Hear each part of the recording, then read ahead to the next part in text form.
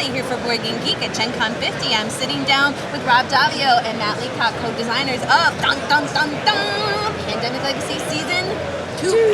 Here it is. Here it is. There it is. For you guys who absolutely had their minds blown from Season 1, there's more.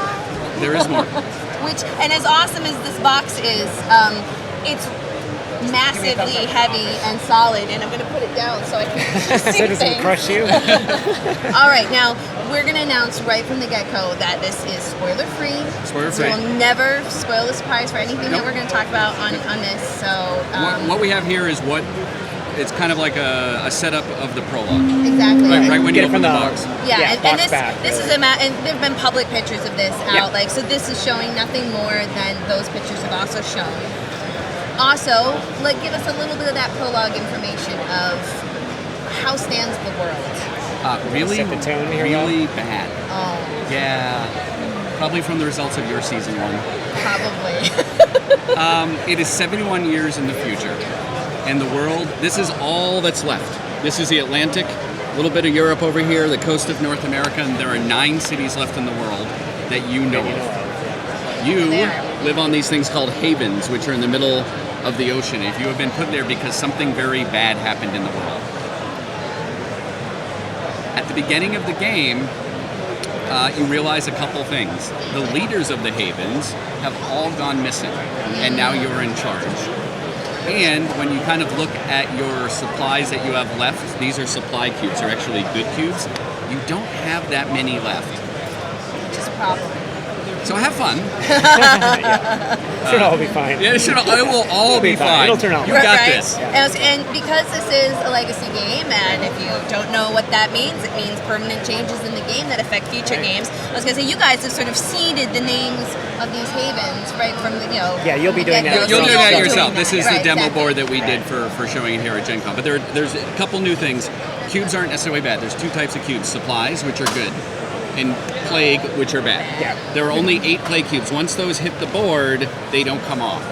And if you ever start your turn in a place with a plague cube, you start to basically take damage and you scratch this off. So that's a new thing compared to Season 1, is having these little scratch boards. Yeah, we'll make a character real quickly. Who would you like to be? Blue dude. Blue dude. So you put your picture right here. Okay. We don't have. Let me make sure my board here is in the that middle. right? Okay, so blue dude. And then you pick your job, which would be right here. Okay, I'm Just going to pick it by say name. I am an administrator. That's good. It fits you. Yeah, this is an actual promo sticker sheet. The actual Right. sticker sheet that ships in the box huge, is much yeah. bigger. Yeah. Is that's as straight as you can get I that? All right. So then you would put your name, you would pick your age, and you would pick which haven you're from, Yeah. and you'd be ready to go. And the reason that you do this is underneath the scratch area, everyone has a different journey of scars and hit points. Yeah. So Right, so what might be a bad thing in spot 1 for me Right. might be totally fine. Might be for blank Yeah, someone so for that's not someone. really Right. spoiling anything because there's all these cards in here. You never know what your lifespan's going to be, right? True to life on that Right, one. yeah. So a couple other fun things that we put in the game, and I use fun as a designer, not as a player, is let's move this over here. And basically, why just have 1 copy of a city in the infection deck when you can have multiple copies? Well, the world's a small place. The world's a That's small right. place, so Sao Paulo, it could come up maybe 3 times in a row, so that's going to need a lot of babysitting. Maybe you'll get lucky and you'll get an even distribution. Now, there are also double copies or multiple copies, I can't actually remember the number, of player I think it's cards 4, to sort of counteract this. You've got your typical events that come out here as a resilient population, and you also have a new card, which we won't get into details, but called Produce Supplies, which lets you put these supplies back out here so you can keep delivering them to the world. There's a little pick up and deliver. Yeah, it's sort of like reverse pandemic in a sense because the cubes are good. You need to deliver them. One thing that you can do in this game that you can't do in pandemic is really protect, for example, Legos here because you know that there's a lot of cards in there. So you can drop off a bunch of supplies just to help protect those things. Now I know because this is Season 2, and thematically this is a sequel. Yeah. I was asking you guys your opinion this on last night. It's a standalone game. You don't have to have played Season 1, but what would be your recommendation for players? Well, we are expecting that at least 1 person at the table has played Season 1. There's narratively some things that make more sense. You can absolutely play it on your own. But then you might discover something or find something, and then you'd be like, That's cool, but if you haven't played the original game, you don't know why it's in there. It is kind of interesting, though. I mean, if you jump right into season 2, then you're really immersed in this world, and you're asking these questions about why is it this way, why Which is it that way. might And have that its own actually is intrigue. pretty interesting. Well, my analogy last night was, would you enjoy Empire Strikes Back? Having not seen Star Wars? Sure you would. Might you have a different or possibly deeper experience having seen Star Wars? You're a wonderful person comparing this to Empire Strikes Back. Thank you very much. Thank you. Now, the other question I get when they saw this coming up on the schedule too was, you guys are both successful designers in your own right. You also live on the opposite sides of the country.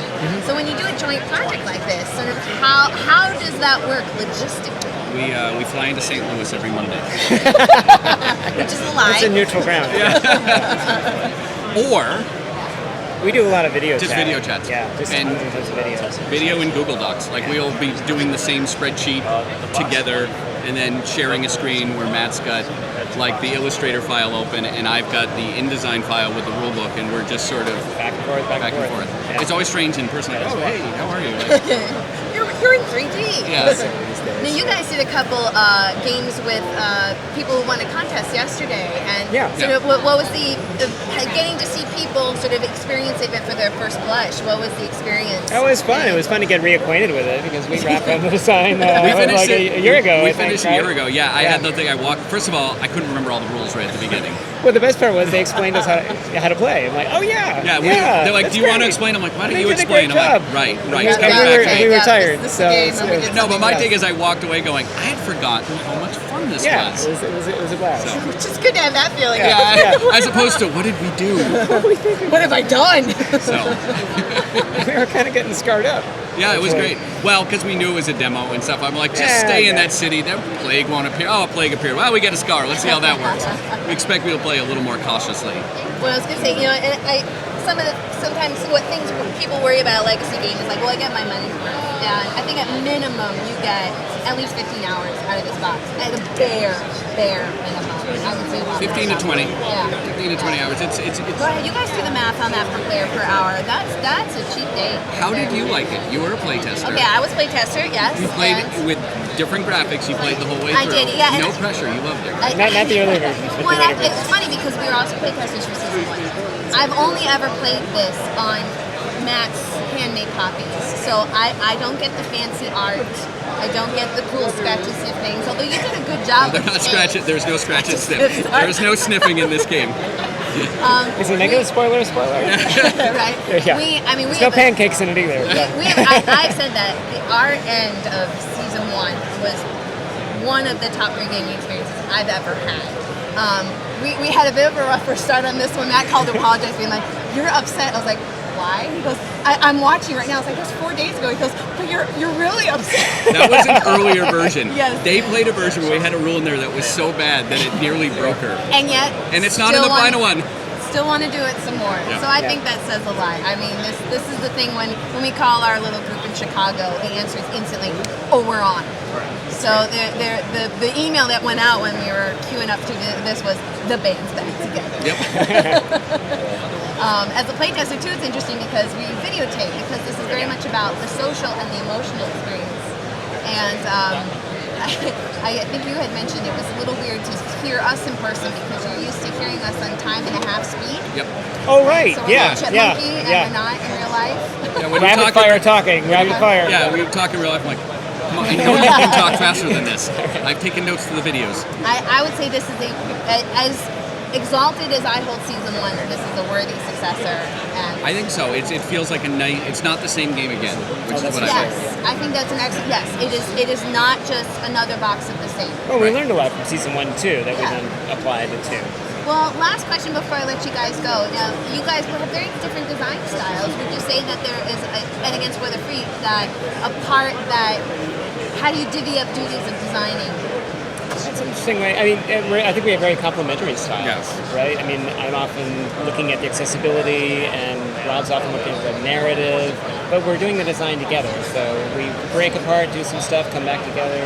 Yeah, I think it would surprise me. One, I don't necessarily remember who did what. Like the No, ideas just no. go back and forth. We But I wouldn't be do able to remember see sometime some- that like Matt will come up with something that will like really horrible in a good way, like a twist, and I'll think everyone's gonna think that was me because he's so mild mannered and I'm so loud. Like okay, I'll take the blame on that one. Yeah, absolutely. And last thing I wanted to mention too is that like they did this season 1, there'll be 2 covers. Yep. Same game. It's just Okay, you same have game. a choice of 2 different artworks, and then somebody put all the covers together. They actually like form a picture of a Yeah, giant all 4 clock. from the first 2. Yeah. Yeah, it's really cool. So, anything else you guys wanted to add? I don't know. I'm really I think excited. so, yeah. I'm Can't really wait to break excited it too. open. We're 3 people who are really excited. Like they get the credit. If you guys want to check that out, that is Pandemic Legacy Season 2, which is being published by Z-Man Games. Rob Davio, Matt Leacock, thank you both for both coming to talk with me and for being your fine selves and designing wonderful games. Thank you. Thanks. It's so fun.